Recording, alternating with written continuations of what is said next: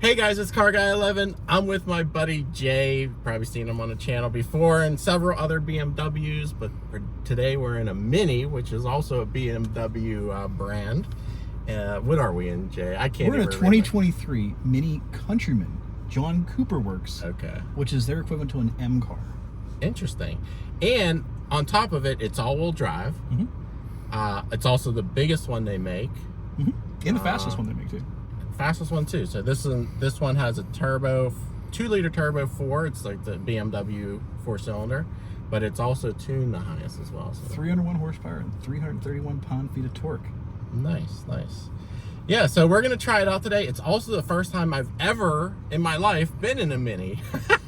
So that's interesting as well. It's definitely a quirky vehicle. You could see from the styling and the colors.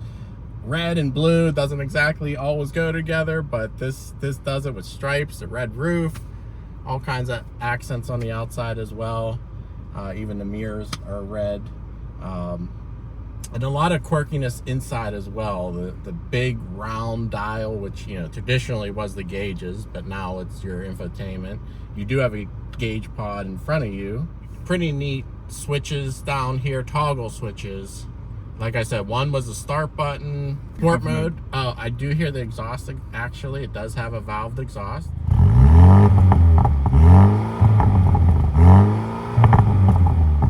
It is an auto only in this model. 8-speed auto, correct? Correct. But it's not the ZF. No, it's not.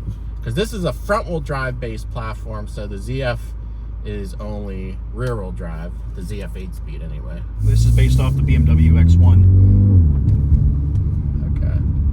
Does the suspension change as well? This does have the sport suspension. Okay. Like, meaning, like if you put it in comfort, it softens up? Yep. Okay. That was pretty good. I wanted to see if there was any front wheel spin, since this is a front wheel drive based car, and it pushed power to the back. I'm not sure on what the power split is, but I have yet to feel any kind of torque steer in it. I think it pipes in some engine noise. It most certainly does. Yeah, I hear that. You don't really hear the exhaust too much. Also, it doesn't do the aggressive downshifting like the ZF 8-speed. Does not. It does feel punchy though. It feels good. Now this car is on the heavy side though. I looked it up. It was like 3,600 pounds. Hey, for a small SUV, that's actually kind of little though. True, and it is all-wheel drive. You can fit in back. It's tight. I did sit behind myself. Also, there is a decent amount of storage behind the rear seats, so it's not totally unusable. I mean, it's nice crisp shifts, but it's not as aggressive as the 8-speed and the Super, at least, and the M4, I guess. If you remember, Jay does have an M4 I reviewed last season. Well, they have a different M4 now. Different color, yeah. I wasn't going to mention that, but... Different M4. I went from a 22 to a 23. For no real good reason. And this is a daily for you, right? Yeah, this is a daily, yeah. It's quick. I wouldn't say it's fast. But for what for it a is, daily, yeah. For what it is, Mini rates it at 0 to 60 in 4.4. Okay. Not bad. There's been other, bigger magazines like Car and Driver who observed this thing that goes fast as 4.0. Smash the brake, and then you let it go.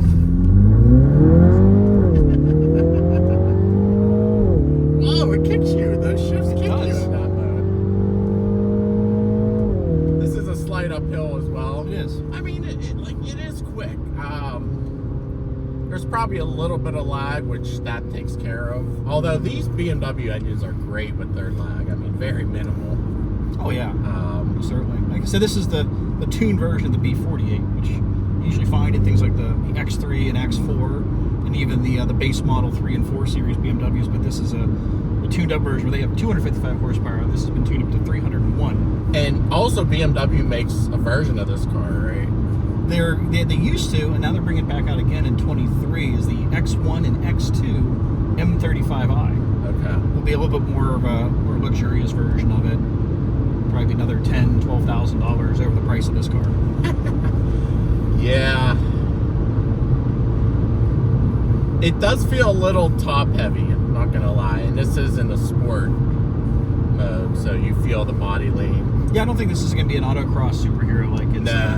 Not its little sibling, the Cooper. the Cooper, right? I'd like to get into a Cooper just to feel that thing. That's front wheel drive only, but They're front wheel drive only, and in John Cooper Works trim, they're 228 BMW horsepowers. okay, that's true. So these are underrated.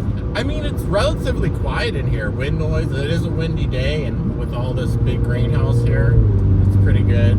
Let's put it back in the. What's mid? It's just your normal everyday. Comfort. Yeah. You don't have the exhaust valve open anymore. Gotcha. Suspension set back to a tolerable level. Let's see what it does around this curve.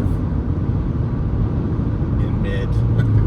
Yeah, you definitely feel it. Woo! We're gonna go back into sport. There's a little too much body lean in mid for me. You do feel the steering tighten up as well in the sport mode. And then it has an eco mode, which is green. Correct, and that is not fun whatsoever. Yeah, we're not gonna even bother with that mode. Oh, this thing does get over 30 miles per gallon on the highway. That's true. I'm sure this does pretty good. And I'm just lugging it here, and turbo, very minimal turbo lag at all. That's what I love about BMW engines. They use that twin scroll turbo, a little more curves here. In sport mode this time, yeah, it definitely helps in sport mode.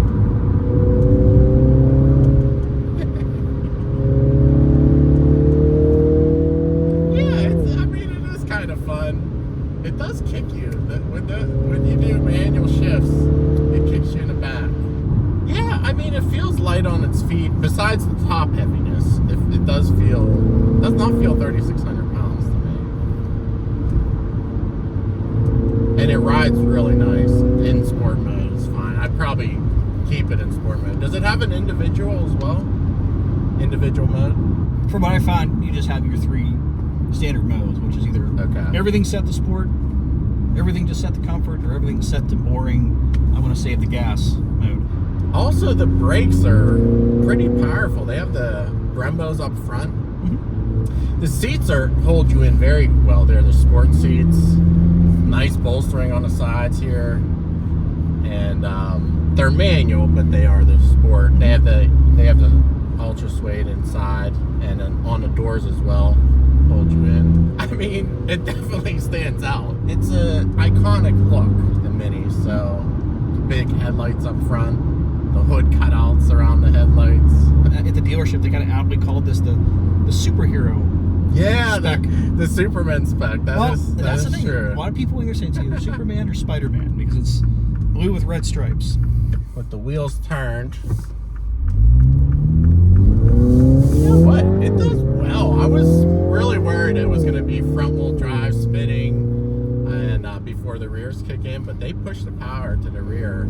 You know, I don't want to sound like a broken record, but you know, you can definitely feel BMW's influence on this car because this car is actually truly designed. This chassis is BMW's chassis. Okay. And the powertrain is BMW's powertrain. You do have a little iDrive controller down here, but it's also a touchscreen.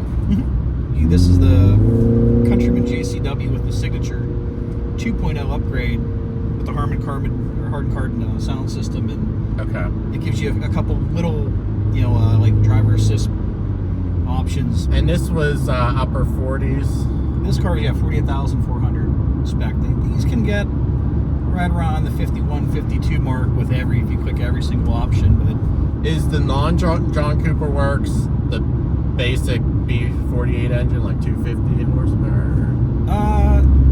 228. Oh, 228 horsepower for the Countryman S.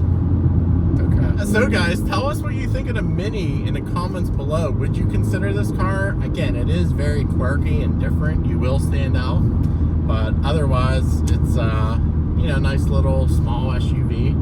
Daily driver would be good. I wouldn't call it a sports car, but it's a fun little car to run around in. Thanks, Jay, for letting me check out your newest ride. I'm sure there'll be many more. All right, give me a month or two. But all right, guys, give it a thumbs up. Subscribe if you haven't. and we'll see you in the next video.